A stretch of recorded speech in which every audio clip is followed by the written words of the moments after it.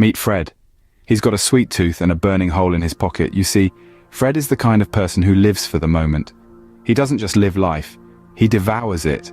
Much like the extravagant, oversized ice cream cone he just couldn't resist buying from that street vendor.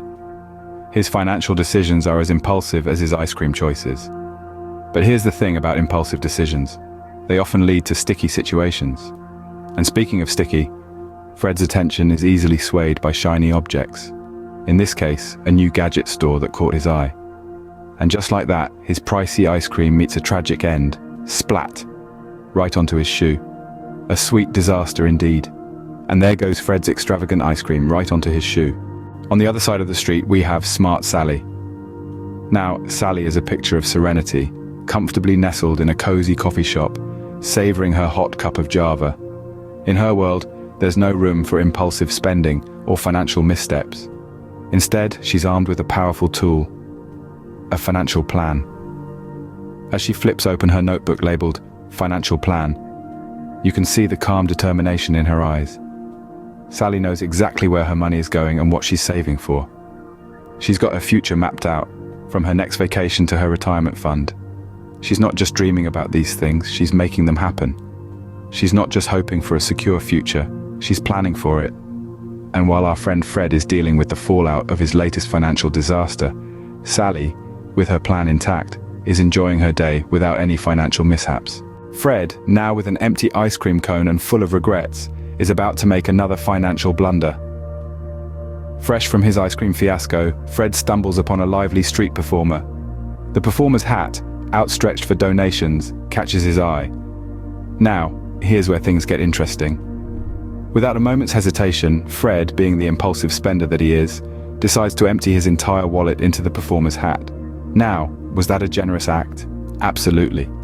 But was it a wise financial decision? Not quite. See, Fred's lack of financial restraint is precisely what keeps him in these sticky situations.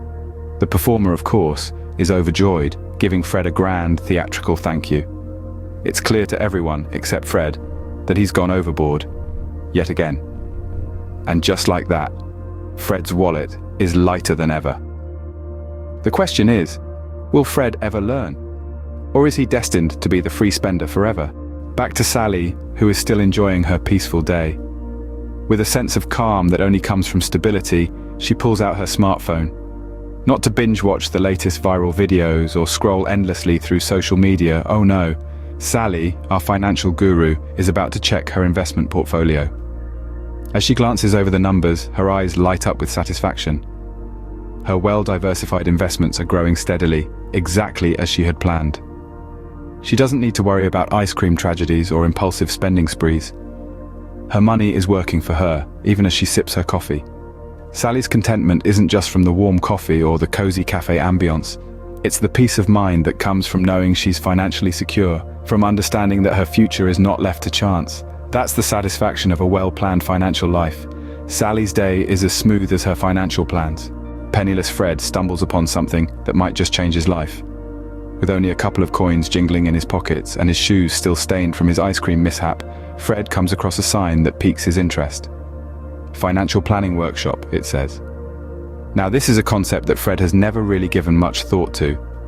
Curiosity leads him inside, and there he finds himself in a room full of people, all attentively listening to a charismatic financial planner. The words budgeting, financial goals, and wise investments echo through the room. These are terms that Fred has heard before but never really understood, let alone applied to his life.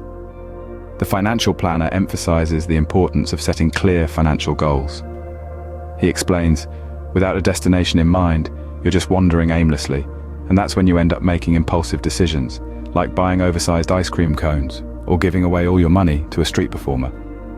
Fred's face turns a shade of red as he remembers his recent escapades.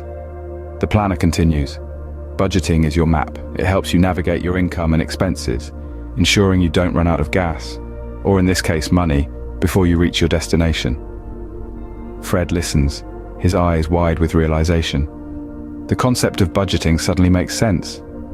He starts to see how his impulsive spending habits have been setting him back. He thinks about Smart Sally, calmly sipping her coffee, and her notebook labeled Financial Plan.